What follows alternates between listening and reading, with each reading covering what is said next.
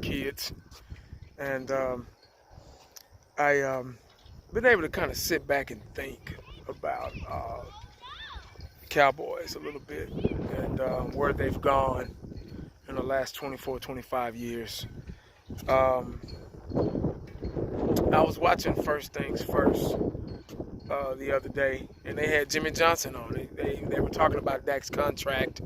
They were talking about, how he felt about that, if they should pay him or not. A lot of people pick Jimmy Johnson's brains. A lot of coaches, y'all don't know this, but a lot of coaches still to this day, Belichick, he gets advice from Jimmy Johnson. A lot of coaches and other owners like to pick Jimmy Johnson's brain because he was such a genius. He has such an eye for talent, and it's just it's amazing that 20-something years later, they're still trying to ask him and for advice and what they should do and draft and all that stuff. I bet his phone ringing off the hook, during draft time because he just has an eye for talent. He likes to win. He loves to win, and they were talking about him, and I'll later on when I go back to the house, I'll let you guys listen to the audio on that. But it's really something that the Dallas Cowboys miss as far as discipline and being so uncomfortable to lose. And, Jimmy Johnson made it uncomfortable to lose. He made you feel like crap, He was a psychology major, so he knew how to be a mentor and a counselor, as well as a coach, father figure for those players. And they were afraid of him. And nobody's afraid of our coaching staff. Nobody's afraid of anybody. So that's a lot to do with it. I mean, if you're not afraid of your coach, if you're not afraid of your parents, you're not going to listen to them. You're not going to respect them. But I'll see y'all later. If the Cowboys don't work out for him, he can easily go into motivational speaking because I'm ready to run through a wall for that guy. Jimmy, what is Jason Garrett going through right now? Yeah, Jason played for me, and I've known him for many years. We talk on occasion. Very intelligent. He's very focused on getting this team ready to play. I don't think that this outside noise or even Jerry's comments has a whole lot of effect on him. I think he's just doing his job, trying to win a ball game. He's very even keel. Now, after 10 years, I was there with Brian Billick after he won the Super Bowl. The message just got old. Right. Now, he's been in that locker room for 10 years. Is this message not getting old? Because it seems like he can't get this team over the hump.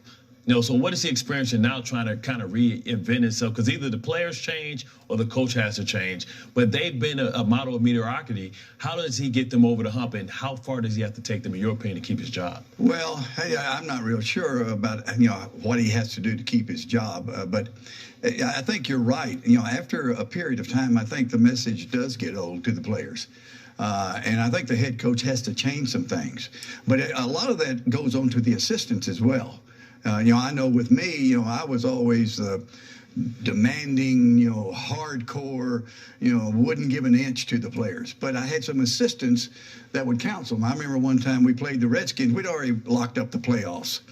And, we played, we were horrible and lost the game because the players just, they weren't really into it. And so we got on the plane and, the gal on the plane started to serve the meal. I said, no, they're not eating. They don't deserve to eat. I said, everybody sit down. Nutrition's for champions. I said, they don't deserve a meal. And so the next day, Dave Wanstead came in and said, Coach, you're a little bit hard on them. You really didn't even serve them a meal. I said, Dave, when we lose, I don't care if it's a meaningless game. I want them to hurt. I want them to hurt. I don't care if they scream at me, they cuss me, they can't stand me. Right. I want to make a point to them that we will not accept losing.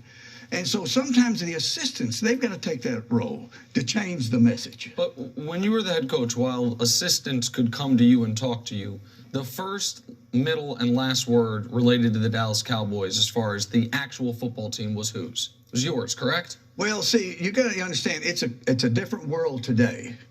When we first went to the Cowboys, Jerry borrowed $140 million. So he spent night and day trying to pay off that loan.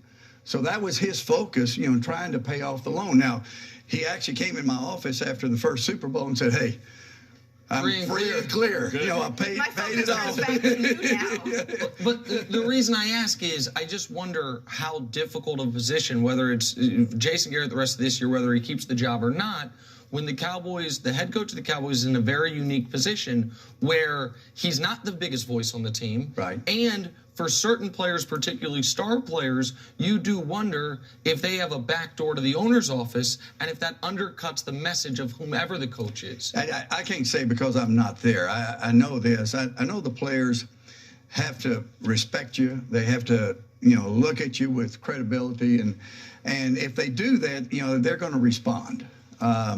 And I don't know that there's a back door, to Jerry. And again, I'm not there, so I can't really say. Let me ask you one more question about this year's team, because I don't think anyone denies the talent on it. And you watch them every week like we do.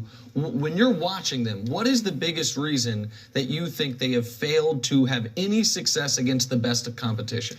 I was talking to Troy Aikman just a couple of days ago. I don't know that this team is mentally disciplined, tough, demanding.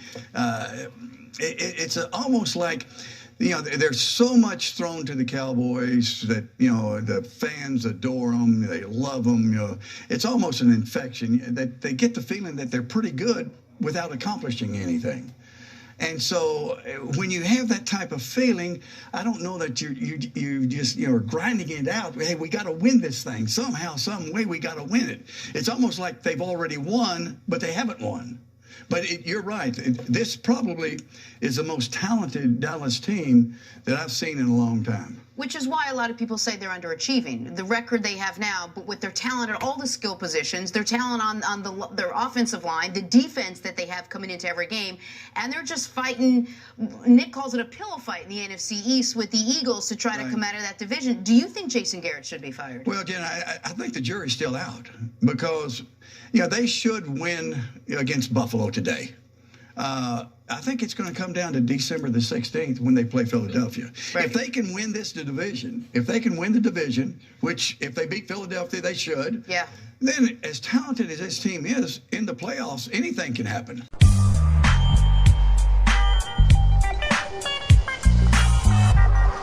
And the only thing else I got to say is, how about them Cowboys? Yeah!